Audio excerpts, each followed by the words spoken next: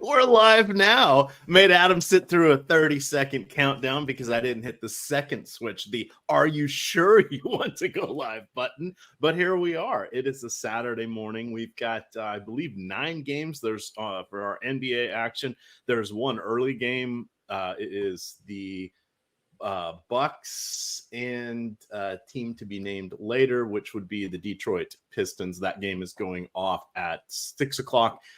Everything else is at 7 o'clock or later. It should be a fun one tonight. Fun one all day. We've got MMA, we've got college football, college basketball, hockey, NFL, 3-game NFL slate. There's going to be NFL Live before lock at noon.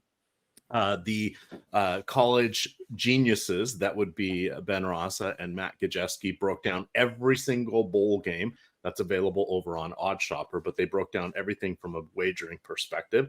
So you guys can check that out. And then the most important thing I'm going to tell you today is you can get the bowl game all the way through all the bowl games projections for 50% off, and along for the ride, all the college basketball projections.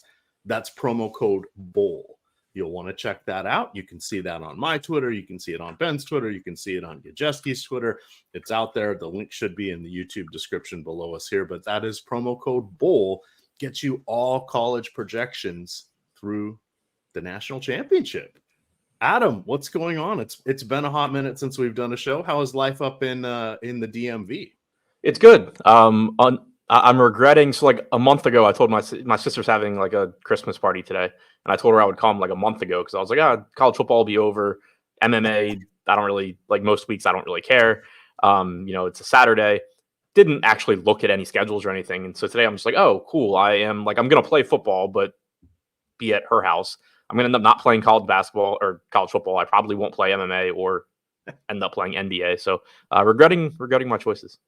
It's a little thing called the calendar, Adam. It's something that was invented just a short time ago, by the Mayans or one of those pre-Cambrian civilizations. But in any event, let's get on into the fun here.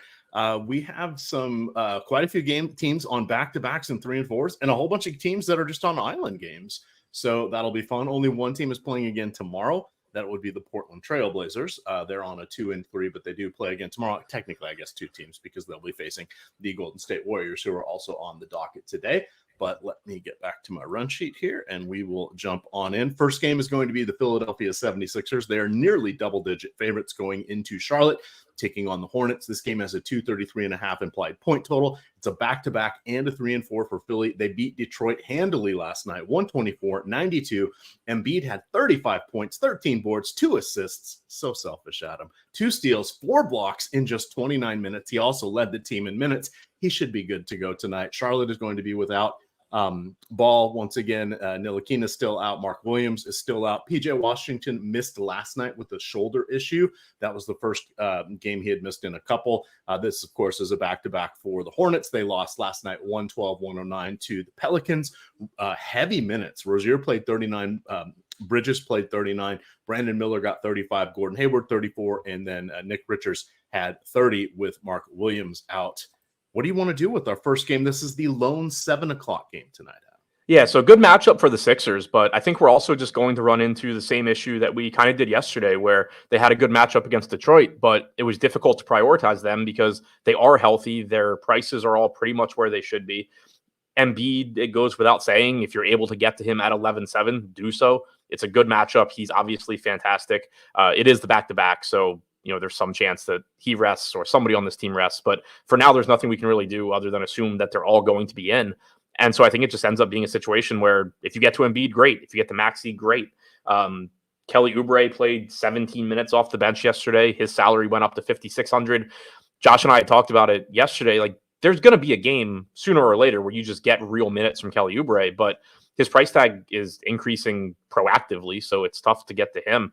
I think it's kind of just, if you can get to Embiid, if you can get to Maxey, great, but I don't think there's much else to see from the Philly side. The Charlotte side should look a little bit better. Again, we don't know what the injury report's going to look like here. Mark Williams was out yesterday. PJ Washington was out yesterday. Like you said, you got 30 minutes from Nick Richards. He also had 5 fouls in that game, or he probably would have played more. If Washington and Williams are out again today, you're expecting plenty of playing time for Richards. He is up to 6,100, though. Obviously, will be in a spot where he's at risk of fouling a lot again. But he'll look okay, especially if those guys are out. If PJ Washington's back, I think it's tough to get to Much Richards at that price tag, just because there's a pretty good chance Washington ends up closing over him. Hayward, Bridges, Rozier, all pretty much correctly priced, but we have seen Terry Rozier play huge minutes without LaMelo Ball. Going into yesterday, I think he was averaging like 38 minutes per game. He played 39 yesterday. So he's certainly somebody where if you can get to that salary, that's fine. Brandon Miller, shooting guard, small forward, 6,200 has been pretty easy to get to lately. He's averaging about 36 minutes per game without LaMelo. So I think it's probably a little bit easier to get to the like Brandon Miller, Gordon Hayward type guys than it is anybody on Philly. But clearly Embiid and Maxey are the spots you would love to get to from this game if you can.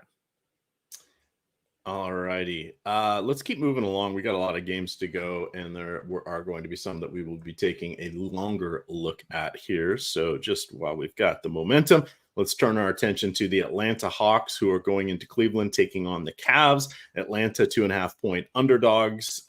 This is a 238.5 implied point total here for Atlanta. Jalen Johnson remains out. He'll be out into January. AJ Griffin has played just one of the last 7 games. I believe he's still away from the team for personal matter, though he is listed as questionable. And then Hunter DeAndre is also listed as questionable, but he has missed the last 3 games with a knee injury. This is a back-to-back as well as a 3-4 for Atlanta. Their last 2 games they played in Toronto, split that one, but they did win last night, 125-104. Very consolidated minutes. That was Sadiq Bey, who led the team with 37, Trae Young 36, Capella 35, Murray Okongwu and Bogdanovic each had 33, but only one of those guys came off the bench, Adam, because we saw Capella start next to Capella and Okongwu start next to each other. Think we'll see that again tonight? How did that work out to your expectations? And then, not to bury the lead, but Darius Garland out for about 6 weeks with a fractured jaw, and then Evan Mobley out likely through the All-Star break with a knee issue. So a lot of room and minutes opening up in this one. But what do you think about that Capella Okongwu starting lineup? Yeah, I assume you'll see it again if DeAndre Hunter is out. I don't think it's going to be a thing that they keep going to if he's back. But we had seen in the previous game, Okongwu and Capella play. They've been playing alongside each other for a while now, but they played a lot alongside each other 2 games ago. And then they just straight up moved Okongwu into the starting lineup last night. You got 35 minutes from Capella. You got 33.5 from Okongwu. So if Hunter is out, you have a $5,600 Okongwu, a $6,700 Capella. They're both going to look pretty good here. Not an ideal matchup, but this defense does suffer without Evan Mobley. And these price tags just, even though they have come up a bit, Okongwu's jumped basically 10% since last night. Capella went up a little bit as well. Even though they're going up, they're still not priced to each be playing 32 plus minutes. So they would both look pretty good. If Hunter is in, I think they both, Capella and Okongwu, still look fine, because I do think they probably still play alongside each other some, with Jalen Johnson being out. That's what we've seen. But then the increasing salaries do become more of an issue than if Hunter is out. Trae Young, DeJounte Murray are both just firmly at these price points where if you get there, great, but they don't stand out as anything particularly special. Bogdanovic has been playing really well off the bench, getting plenty of minutes, but he is up to 7,300 shooting guard, small forward. That's always just going to be a pretty tough price to pay for him. It's difficult to pay 6,400 for Bey. So I think the most appealing thing from Atlanta will be if Hunter misses this game, looking to Capella and Okongwu again. The Cleveland side is where I think you're going to get a lot. No Darius Garland, like you said, no Evan Mobley. So you have a $9,400 Donovan Mitchell, who is in a great matchup against Atlanta and also playing without Darius Garland. He looks really good here. 52.3 DraftKings point projection right now for us. Looks good at 9,400. Jarrett Allen, only 6,900. No Mobley, does sort of at least give him a path to playing more minutes. We saw him play 39 last night, 2 nights ago.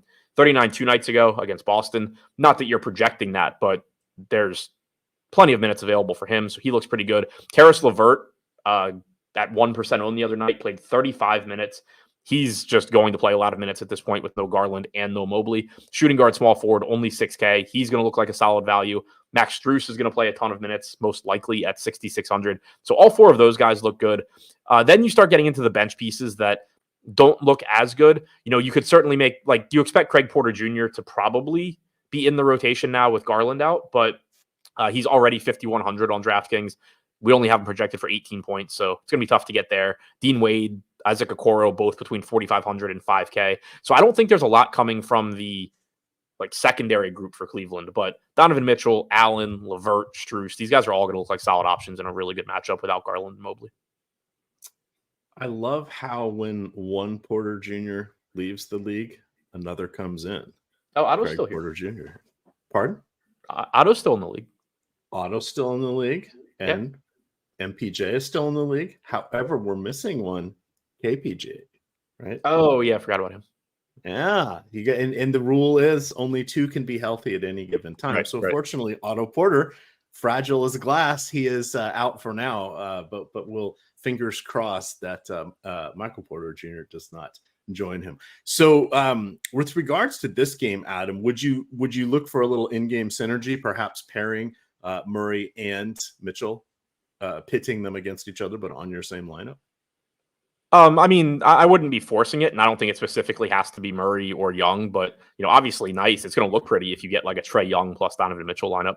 But yeah, that especially on a 9-game slate, that's not something that I'm like forcing to happen, but it's nice when it is, or when it does. All right.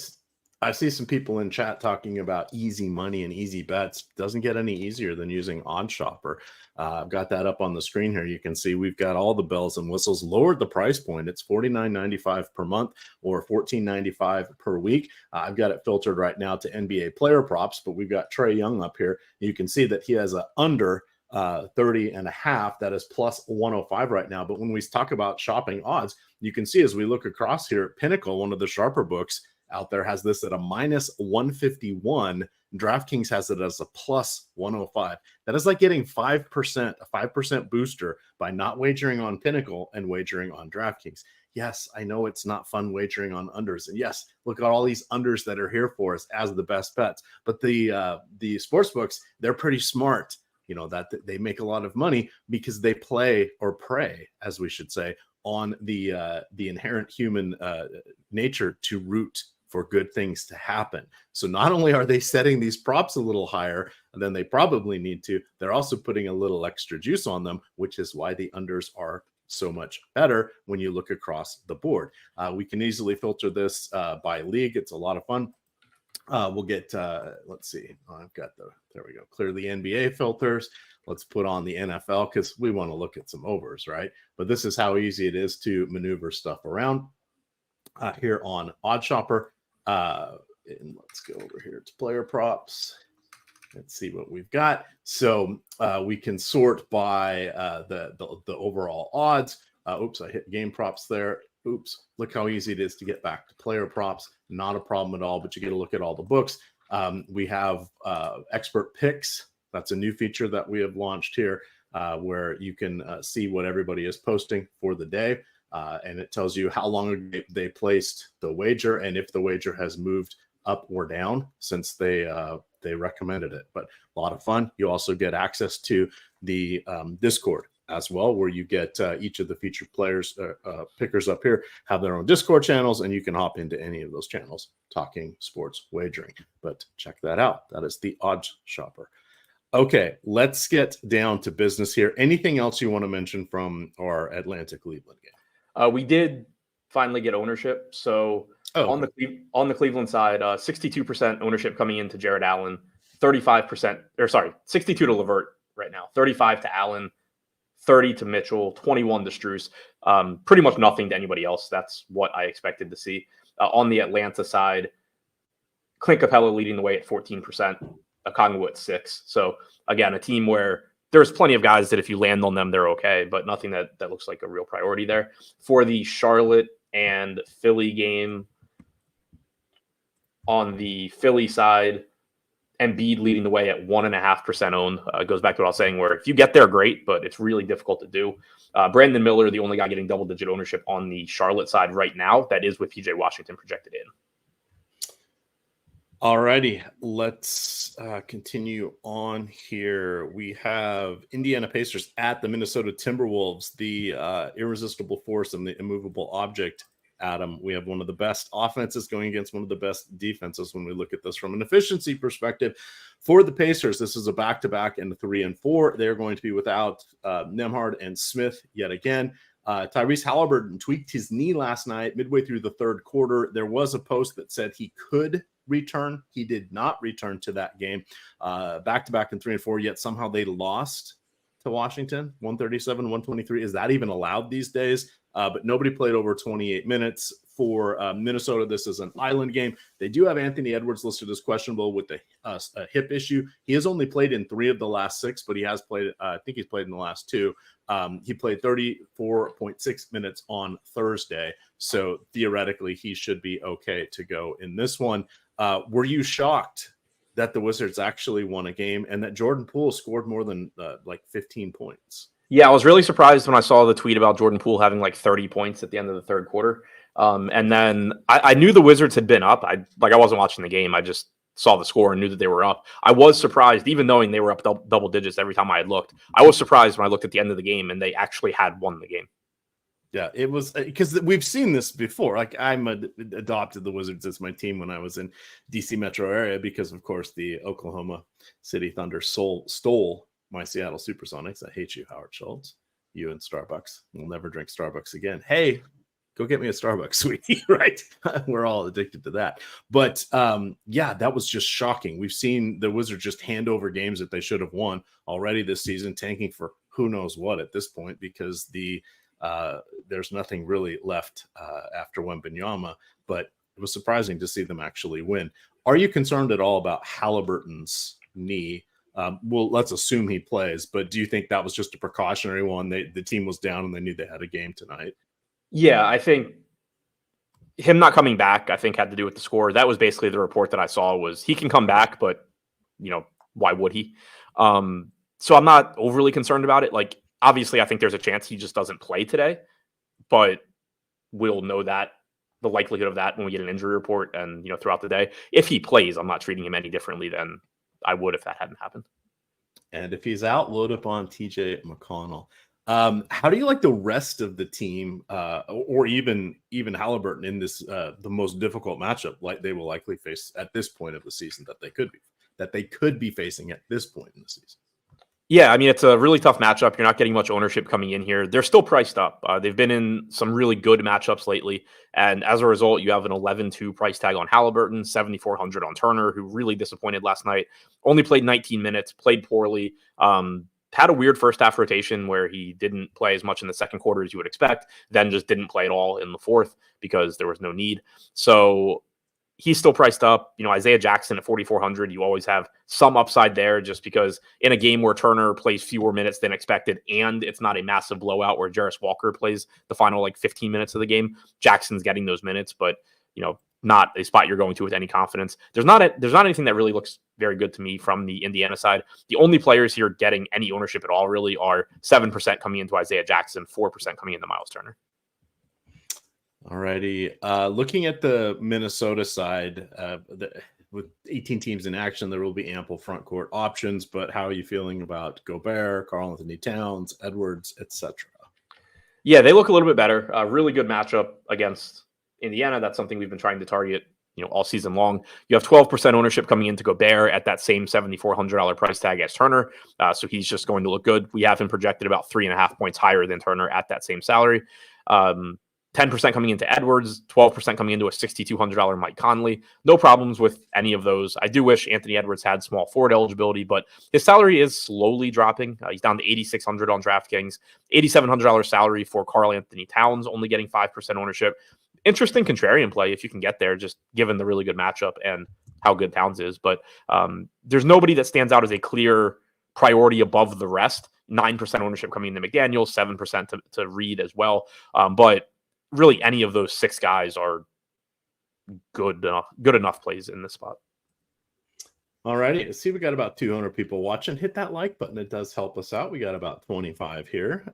Everyone that we can get is a good one, so please do hit that like button. You can also subscribe. We're up to almost 95,000 subscribers here on the Stochastic YouTube channel. We also have over 100,000 subscribers on the Odd Shopper YouTube channel, our sister site over there that I've already mentioned. I want to remind everybody that we do have Podcast Network as well. It's available on almost every podcast streaming platform that you can think of. We have the main channel that puts out all of our shows. We have sport specific channels for NBA and NFL. The NFL one is key because there are 2 podcast exclusive shows free for you guys. All you got to do is download them. Don't even have to subscribe to the channel, but it would be so much easier if you did. But this week we had Laffy and I think it was Ben talking about the 3-game Saturday slate a couple days ago with an exclusive first look. So if you're looking for things like that, they're always going to talk about one of the short slates, and then usually they talk about 3 max and 5 max on the second podcast. So check that out. Those are podcast exclusives on the Stochastic Podcast Network. Shall we take a peek at our next game, Adam? Sure.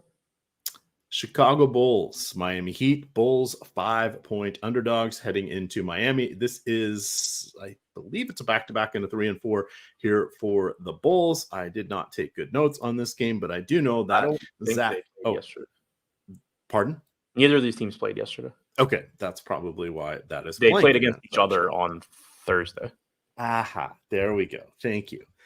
So Zach is out. Caruso tweaked his ankle. He is questionable. On the other side, Bam Adebayo close to a return, but he is going to be out tonight. He has missed the last 6 games with a hip issue. And then Tyler Hero has missed the last 17 games. He's coming close to a return, but will not be available tonight. What are you thinking about the rematch here, Adam?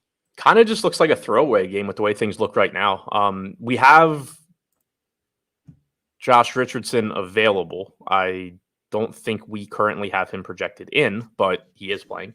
So you had price tags come up a little bit because of extra minutes for guys.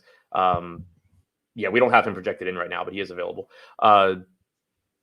So nothing's going to just look that good here. Right now we have Jaquez getting 6% ownership, 5% to Caleb Martin, 4% to Duncan Robinson, but all of those numbers should come down once Josh Richardson is also getting minutes.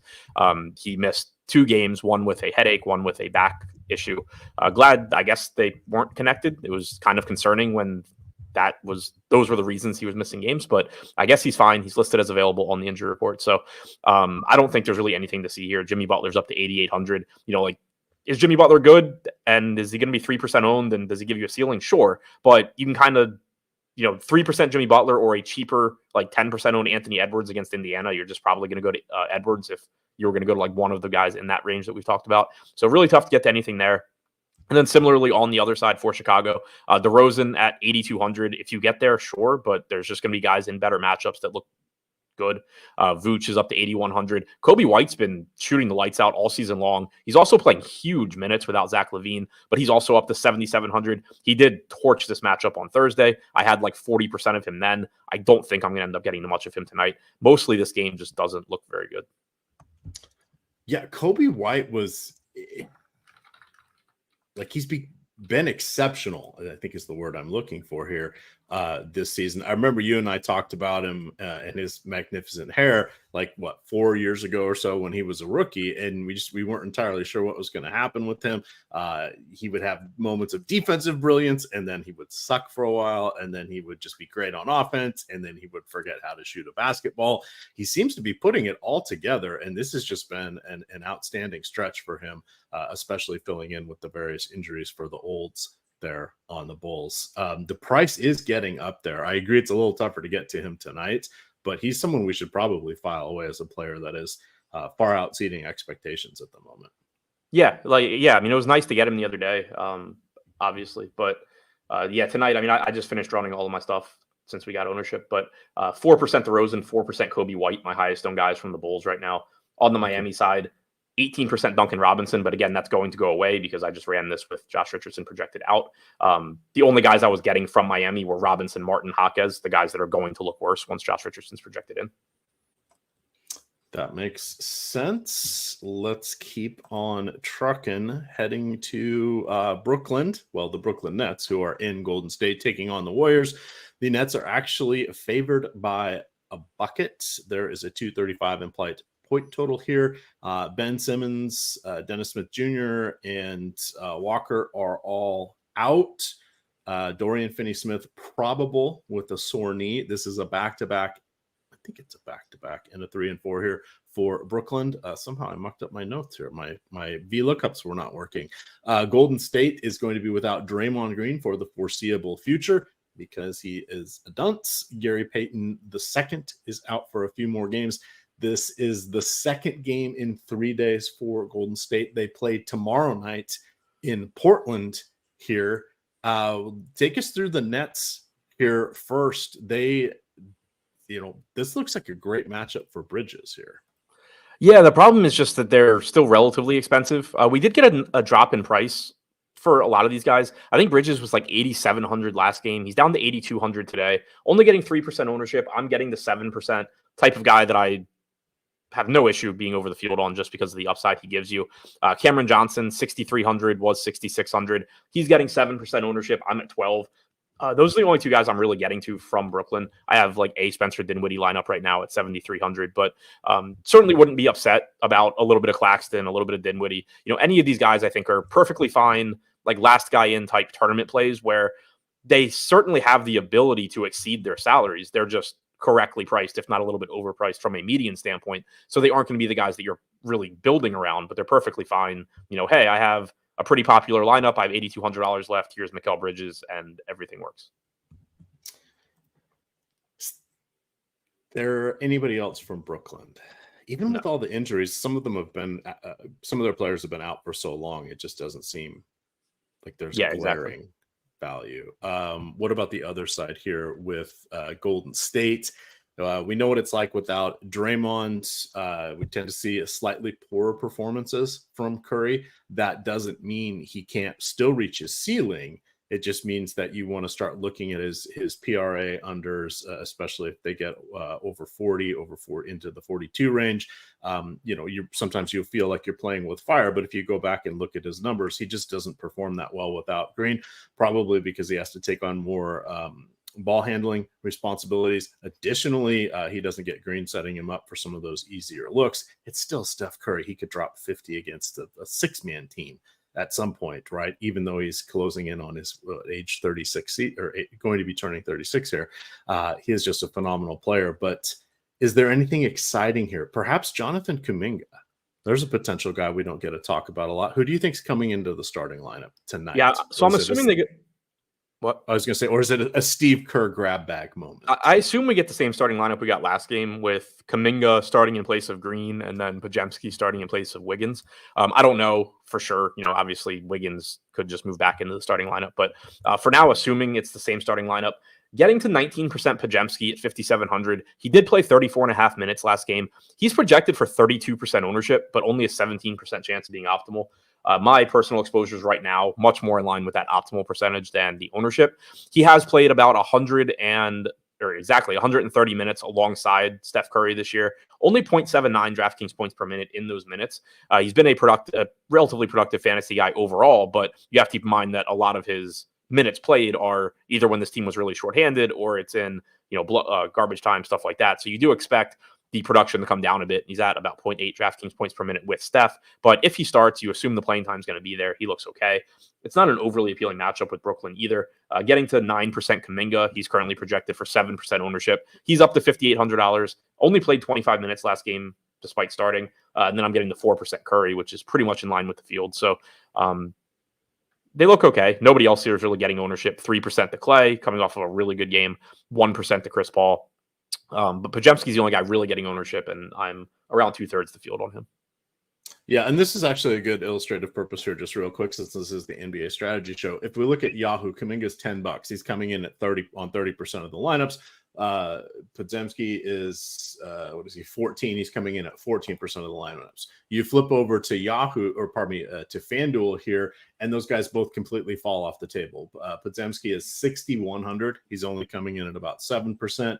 Kuminga is at 5,800. He's only coming in at 4%. Yet we flip that when we go back to DK, and you start seeing a lot more of Podziemski, who's coming in at 32%, right? So you got to understand the context, scoring system, roster formats, how the salary works, how the salary floors work, how the salary ceilings work, etc. when you're playing multiple sites. But this is how you can take information that may not be pertinent on one side and utilize it on the other, or see some people potentially getting caught off guard with mistakes when they just hear, oh, Podziemski's a pretty good play, and people are playing him on FanDuel. Not as good of a play over there on FanDuel.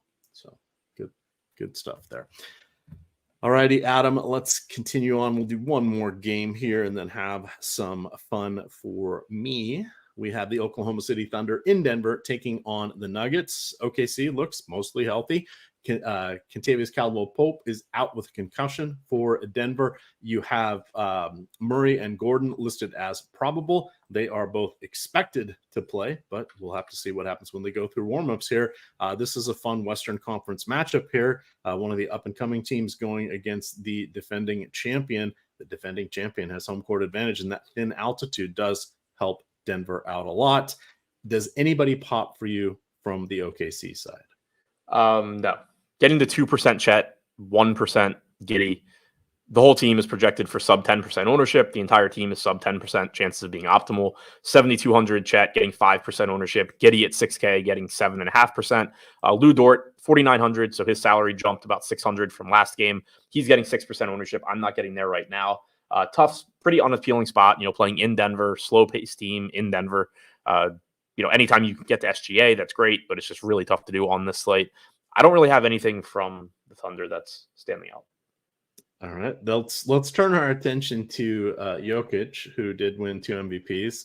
Air quote, won last year, but they did give it a little bit of voter fatigue, gave that one to Embiid. He is doing even better this year, Adam. Somehow he's averaging nearly 1.9 fantasy points per minute, which is like when Antetokounmpo got up to around that range about 4 years ago, we thought, oh my God, no one's ever going to do this again. The rare Russell Westbrook, in his triple-double days was kind of up there. This is amazing because he has a mostly healthy team. He continues to do it even when all his guys are healthy. This is just phenomenal, Adam. Yet pricing says he's not the best of plays tonight. How do you want to approach Jokic? Yeah, I don't have any right now, which sucks. Like, I'd like to get there if I can.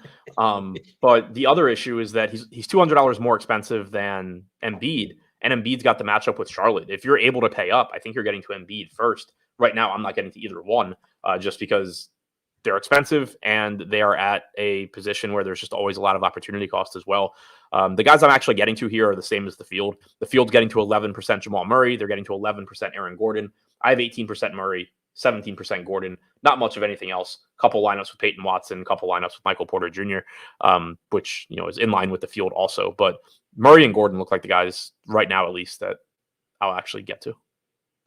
Yeah, and that makes a lot of sense. It's kind of funny just seeing such phenomenal plays there, having a tough go of it. I want to show everybody here. This is the Stochastic homepage. A couple key things on here that I don't think we mentioned enough. You have the deals tab here. This sorts out every deal that we are offering, both with sports wagering sites as well as DFS sites, as well as these current Stochastic discounts that we have, if any are available at the moment. This is a very helpful tab to pop in if you have let your subscription lapse, or if you're looking to see if you can extend it by joining one of these other sites. It's a lot of fun. You can get in here on Underdog, presenting sponsor of the show. If you wanted to get in on Underdog, you could either go through the link in the YouTube chat, or you can just go over here to the Underdog promo landing page. And you'll see here, we've got promo codes Osmo, or if you just click through the Play Underdog Now link, it'll take you on over there to Underdog. But Underdog is the DFS site that has it all for you. Best ball tournaments in multiple sports, playoff best ball tournaments for all of the sports, in particular NBA and NFL.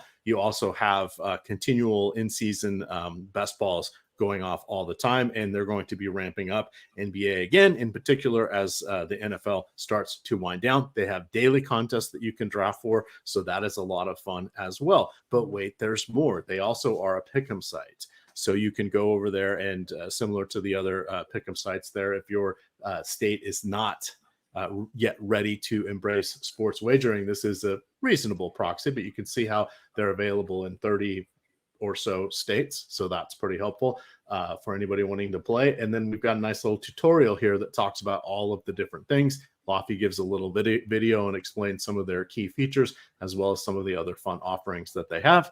But that is Underdog Sports. They will match your first deposit if you come in through our link up to $100. So you will definitely want to check that out. The other nice thing about them is on their 3-pick cards, they pay out 3x. On their 4 picks, they pay out 6x. So that's definitely something that you want to consider there. So, and that's with their flex. That's a newer feature they've offered, but you can see here that if it's just 3 straight, it's 6x. The rest of the industry is at 5x. So if you're only going to do a 3-pick card, you're better off doing it at Underdog because you get the additional payout. Adam, let's head back to the fun here. Dallas Mavericks at the Portland Trailblazers. We are into our 3 10 o'clock games here, our late night hammers, if you will. The Mavericks are 5-point favorites in Portland, 236 implied point total here. Dallas, the usual suspects still out. That is Green, Irving, and Kleba. Seth Curry, potentially a remember me spot, but he's dealing with an illness and is questionable. On the Portland side, Jeremy Grant looks like he should be out of the concussion protocol. He has missed the last 4 games. This is the second game in 3 days for Portland. And as I have mentioned, they host Golden State tomorrow night here. How are you feeling about Luka if we can't get to Jokic tonight? Struggling to get to him too, which again sucks, but 12,100. He's getting 8% ownership here. We just don't have the value right now. We haven't talked about like anything that's cheap or really even drastically underpriced. And when that's the case, it's just tough to find the salary to get to somebody like Luka. So he's playing huge minutes without Kyrie this season, averaging over 40 minutes per game. Last game played 39.3 against Minnesota. Didn't need to play the final minute 46 or would have gotten over 40. That's only the second game this year that he's not gotten to 40 minutes in a game without Kyrie. And again, that was 39 and change and would have topped 40. So you're just getting a ton of playing time from him, around 1.65 DraftKings points per minute. It looks fantastic if you can find the salary. It's just tough to do. I'm getting to a lot of Tim Hardaway Jr. right now. Shooting guard, small forward, $6,100. Played 32 minutes off the bench, probably gets 33, 34 in that game if it were competitive. I'm getting to 31%. The field's only at 7. We have him with a 12% chance of being optimal. So if that ownership does close the gap a little bit to optimal percentage, my exposures will probably come down, but he does look like one of the more under-owned guys currently. So I am getting there. I'm getting to 25% Derek Jones, who is 10% owned. Just a decent price tag on him at 5,200. He returned and played 30 minutes last game. Not an exciting play, but again, you just don't have a lot of options in that range today. Other than that, though, I'm not getting much. 7% Williams, 2% Exum, 1% Luka. Grant Williams, I guess, is the big spot where he's 4,900. The field's at 28%. I'm only at 7. And then the field's at 7% on Hardaway, and I'm at like 31. So even though they're different prices, I kind of just have flipped my exposures compared to the field on Hardaway and Grant Williams. It's always an adventure when you go with Tim Hardaway Jr., Adam. Yes, it is. Always an adventure. And it's fraught with peril, as always. The payoff is there, but so is heartbreak and sadness. Yeah, he's a lot more fun, the roster, when he's low owned, just because at least you get that reward. It sucks when you get the like 30% owned Tim Hardaway days, and it's like, oh, cool. If I actually get Tim Hardaway remembering how to play basketball, I don't even really gain anything.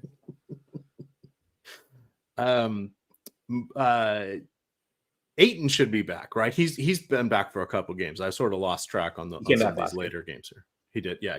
I know he'd been dealing with the sore knee and missed about 4 or 5 games there. Anything that you like from the Portland side? So yeah, they are getting healthier, which generally makes them more difficult to roster. I am getting to 22% Scoot Henderson right now. I don't know if that holds. I had like 60 whatever percent of him Thursday morning, ended up with none, and then he just went out and had a monster game against Utah.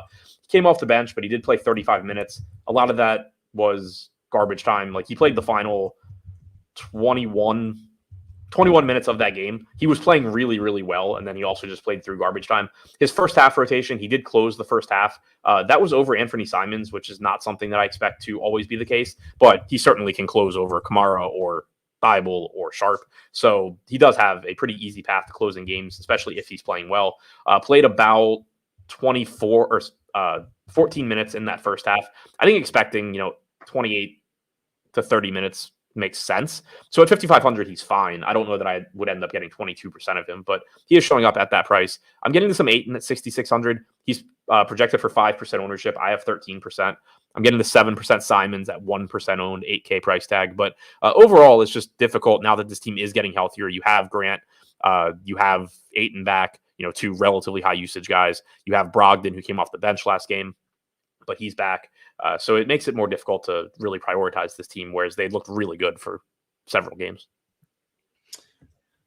All righty. We got 2 to go here. I've got up on the screen here, just sort of showing you the fun things you can navigate to on the Stochastic homepage. A lot of things are free, including a free article for the Saturday slate, the NFL 3-game triple header here. I've ranked every single player and put comments with them at every position. Well, not quite every single player, but I went like 17 deep on the receivers. So I think I got everybody who's at least viable without being a complete dart throw. And then, hey, I was up early today, so I've already written the Saturday night showdown contest. So for those of you maybe perhaps going to a family holiday party today and being able to sneak away and play showdown tonight, you can check out this article. Adam won't read this article because he just likes to use the Sims, but it is available for those of you that do not have the Sims. 2 games to go here, my friend. Let's talk about the Utah Jazz in Sacramento. Utah is missing Jordan Clarkson. You have John Collins still out with an illness, allegedly non-COVID related. At this point, I don't know what it is. You've got Keontae George, who is out, and then Samanich is also out. Game still has a 240.5 implied point total here. The only questionable player there for Sacramento, aside from Alex Len, who is out but doesn't matter, is De'Aaron Fox. Little concern there that he has a banged up shoulder. The Jazz are 10-point underdogs in this one. How do you feel about the second of our 3 nightcaps? Yeah, getting to a lot of Utah. We haven't really had a team yet where it's just like, yeah, I'm jamming this team, but we're there now. So Markkanen not on the injury report, but still no Jordan Clarkson, no John Collins, no Keontae George, missing 3 of their main guys, and then the G League guys not with the team either. So no Juzang, no Samanich, no Sensabaugh, no Josh Christopher. Just potential bodies that could have been out there. So not quite as shorthanded as they were in that Portland game, but still shorthanded, and I'm getting to a lot of them, and so is the field. 63% ownership projected to come into Colin Sexton at 6,200. I have more than that, and a lot of that is kind of just because of the slate too. Like when I saw that we had 63% ownership coming to a $6,200 Sexton, my first thought was like, there's no way he looks that good on a 9-game slate now that his price is coming up, but he just still does because we just haven't had that many guys that look underpriced on DraftKings at all. I'm getting to 89% of Sexton right now. He played 32 minutes in that Portland game. Could have potentially played a little bit more if he had needed to, but Utah was running away with it. He looks really good. Horton Tucker got the start. He's still only 5,800 shooting guard, small forward, getting 43% ownership, 32% chance of being optimal. I have 73% right now. I have 72% Olynyk at 5,700. He did disappoint last game, only played 24 minutes, but probably would have played more had the game been competitive. He just didn't play at all in the fourth quarter. The entire fourth quarter, for context, was played by Taylor Hendricks, Agbaji, Chris Dunn, Yurtseven, mostly Colin Sexton, and then a little bit of Potter to close it out. So you just didn't see most of the starters come back. Sexton was the only starter that played the fourth quarter. Olynyk probably would have played more. He played about 15 minutes or so in the first half. So I think expecting 28 to 30 minutes from him makes sense. He's only 5,700 and right now only projected for 12% ownership, which also makes him look good. This is something that is likely to change, just the relationship between optimal percentage and ownership. We have him 22% to be optimal at 12% owned. It's just one of those spots in the morning where either ownership's coming up or optimal's coming down. So my 72% might end up looking like 40% or something, but one way or the other, Olynyk's going to look good. Getting to 23% Fontecchio, who is still 5,400 small forward, power forward. Kessler started last game. He's I'm getting 14% of him. It will be interesting to see what they do with the starting lineup. But if he starts, he'll still look good. Also, just noticed right now that we don't have Markkanen projected in, so this stuff will look a little bit worse, but they're still going to look good. All right. Someone in chat was asking, can we put together a video that tells how to use Fantasy Cruncher appropriately? There are a ton of videos by us. There are others out there from some of the other sites. Just go to youtube.com. If you search Stochastic Fantasy Cruncher, you should come up with about half a dozen different ones. You can also search Fantasy Cruncher. If you go up to the top of our page, there is a little search function there. You can type in what you want to put. You can see that we have a variety of evergreen content, etc. And then if you message me on Twitter, I know we have a landing page for it. I just couldn't quickly find it. But it used to be under tools, and then it had a whole landing page of all of our evergreen content. But you can ask me for that or ask Greg for that, and we will have that. We'll get that to you. But yeah, we've got dozens of Fantasy Cruncher videos out there. The more comprehensive ones take about 40 minutes. I advise you watching them and following along with Fantasy Cruncher when you're doing that. We also have all of the important content for like the simulator as well. Those are, if you go to the simulator pages, you can see feedback or help. There'll be tutorial videos, etc. Available on that. But for those of you, I know when it's first starting out these things, it can be a little bit daunting. But I promise you, we do have that stuff there. But if you reach out to me offline, I'm more than happy to help you with that. All righty, let's. Yes. So just to kind of quickly double back, because I didn't notice until the end that we did not project Markkanen in, even though he's not on the injury report. It does impact Utah, obviously. So that Sexton ownership is likely to come down. The Horton Tucker ownership will come down. Utah's not going to look as good as they did just now when I was talking about them, but they will still look good because they're missing George and Clarkson and Collins. It's just a matter of Markkanen coming back, taking minutes, taking usage. So they're not going to look as good, but they still will look like one of the better teams today. Final game of our 9-game slate. Not the fear you guys are going to get a special guest tonight. Neil is at the what is this, the DraftKings World Championship or whatever it is. He's down in Arizona. Bellman's down in Arizona. So we're bringing RenPack back to talk to you guys about a little Saturday night basketball. Check that out at 6 o'clock. You will get a full hour of RenPack. I'm barely going to talk. I'm just going to ask him questions. You don't want to hear from me. You want to hear from him. But tune in at 6 o'clock tonight on this channel. You'll get to talk to see what's up with RenPack and what he has been up to. You can also get all the NFL Saturday shows that you want on demand. We've got a couple, as I mentioned already, on the Stochastic YouTube channel, as well as the podcast exclusive. And then there is the at 1 o'clock, there will be a live before, an hour before kickoff. I can't remember. So I guess at noon, there will be an NFL live before lock. And then college football kicks off at 2:15. I was conflating those two start times. Final game here, Adam. We've got New York in Phoenix. You have Mitchell Robinson out for an extended period here. The Knicks played they're in the Clippers. Last night they were playing against Phoenix. The Knicks, that is. The Clippers are without Plumlee, and then Paul George missed the last game with his hip. How shocking is it to this point in the season? That was the first game either he or Kawhi Leonard had missed, Adam. They've played in all the back-to-backs, no shenanigans. And they still don't have that great of a record. Yeah, surprising. As far as did we? Yeah, back to the New Yorks here.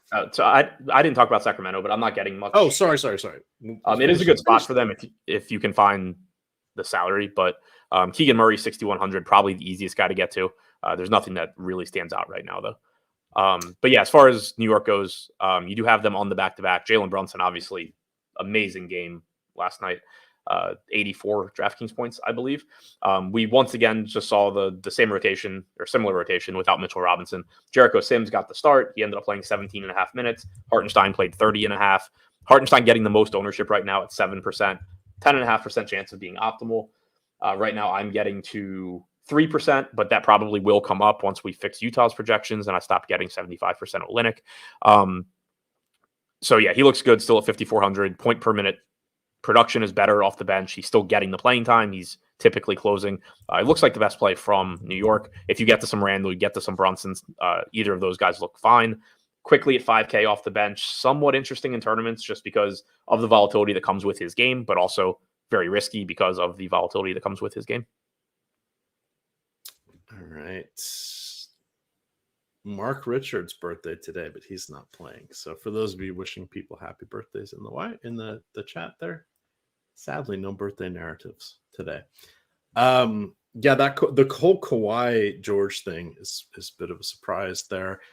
When these teams are fully healthy, and even with Robinson really just buoys the two players that you mentioned there, and even Jericho Sims not overly exciting at even starting. He's giving up a lot of usage there, and then Hartenstein is just going to get the run over him anyway. Do you think they're doing this to protect some fouls for Hartenstein? I think it's probably more so just they like him with the second unit. Staggered. Okay. Yeah, I mean, it's not like obviously this isn't actual basketball analysis, but like his fantasy production is much different when he's playing with the second unit away from Randall.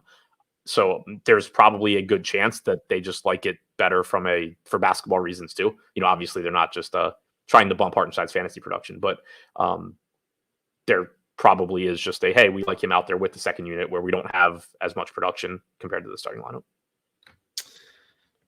All right. What it's worth, Thibodeau did confirm that the plan is not for Taj Gibson to be in the rotation. He's more of just that's right. They re-signed him. So he was one where I was watching it and it's clearly, logically, you're not expecting him to play, but it's Tibbs and is he about to just start Tibbs, it's Taj. You never know. Is he about to start throwing him out there for 12 minutes a night? But the last report I saw was that the plan is not for Gibson to play outside of emergencies. That's where he's going to get one of those lonely little 4-minute rotations in the middle of the second quarter and a 2-minute rotation toward the end of the third quarter. Well, right. That was my concern was clearly he's not going to become a guy, but it's going to be really annoying if you have a bunch of Hartenstein and suddenly he loses 6 minutes to Taj Gibson. Oh, Tibbs, never change. At least not tonight. Stay like you did in the last game. Don't revert. Hold strong. Anything else from the Clippers? I don't have anything. Assuming George plays, everything's just kind of status quo. Right. Yeah, I don't have anything from the Clippers assuming George plays. If he sits, Norm Powell looks better, Kawhi looks better, Harden looks better. The matchup does suck, but those guys would certainly look better if George sits. Yeah. All righty. That kind of wraps everything we have. We talked about how to get in for a $100 deposit match there on Underdog. We talked about the revised and lowered pricing over there on OddsShopper. We mentioned a lot of our evergreen content, tons of free content, both on Stochastic, focusing on DFS, as well as the OddsShopper homepage, recommending some picks for the different wagering sites, as well as the pick'em sites. So for those of you guys on a budget, you can always check those things out. But again, go to that Stochastic promotion page that I showed you on the drop down. And you can, if you haven't signed up for some of these sites, you can get your subscription usually covered for a month, or at least get some sign-up deals that will help you out. I am the king of being thrifty in DFS. I do it to see how possible it is. I have gazillions of crowns and lots of other reward stuff for the other things. But if you have questions on that and you're already a member, hop into the DFS 101 channel. I like to put out some advice there when people have questions, etc. But it's all about having fun, not having to redeposit all that often, and maybe you can win a little bit of money. That's the secret to DFS for the average person. For the Adam Scherers of the world, it's all about the 6-figure wins, the gallons of cologne, and the multiple gigantic TV screens. So to each their own, that's what I like to say, Adam, to each their own. But with that, we're going to get on out of here. You can follow Adam on Twitter at ShipMyMoneyDFS. I am at EMac DFS. And of course, it is Stochastic_COM. Tune in at noon for the NBA Live Before Lock. And then at 6 tonight, as the NFL Live Before Lock. And at 6 tonight, you'll get Rinpack, special guest for the NBA Live Before Lock. With that, gamers, good luck.